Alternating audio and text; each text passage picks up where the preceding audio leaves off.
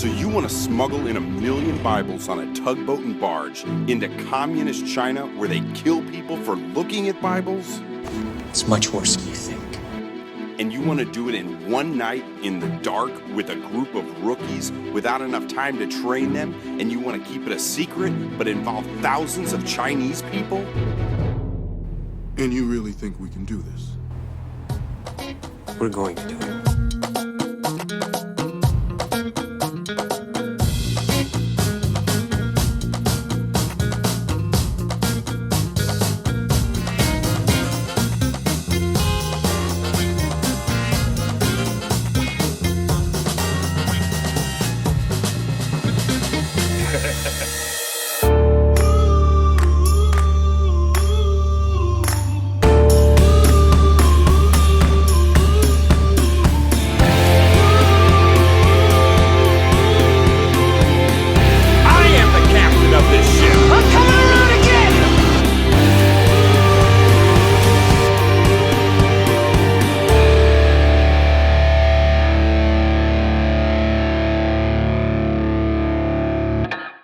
I'm Bill Tinsley, and I've been going to sea for, since many years. I don't know how long it's been. Project Pearl is the true story of a small group of courageous men who tried to smuggle 1 million Bibles into communist China in 1981.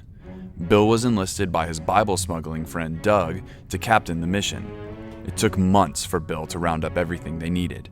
He designed a special barge that would partially submerge so the Bibles could be offloaded silently.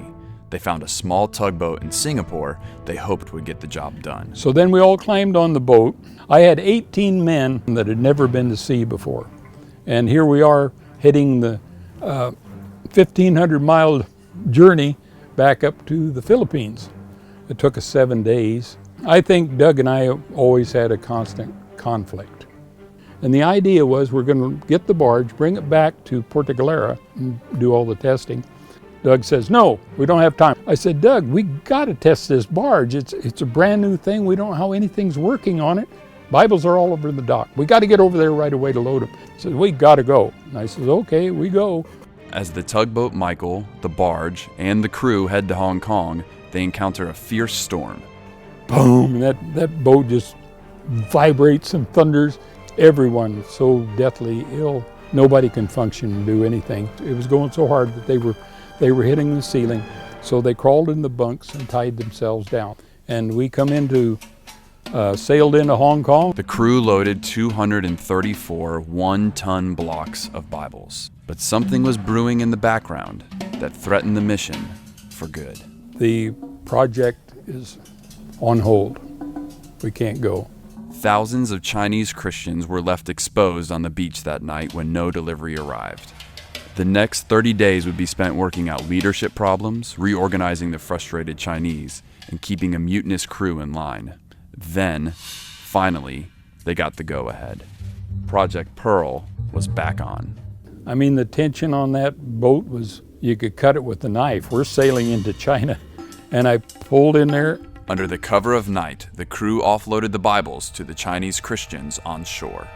So after about an hour and a half, evidently they were feeling something on the beach of danger, and they wanted us out of there. One thing another that the police had come, they tried to burn the Bibles, and they wouldn't burn. They kept throwing them all in the water. Some of the people got caught, but the fishermen saw these things floating in the water, and they pulled them out of the water. Hey, this is a Bible. After Project Pearl, Bill returned home. The Chinese government put pressure on the Filipino government to have Bill arrested. Bill had to leave his business, ministry, and home of 20 years behind and flee the Philippines. If I'd have died, it would have been worth it. Yeah, my hope that people would have more courage, step across that line in perfect confidence that God is going to see you through.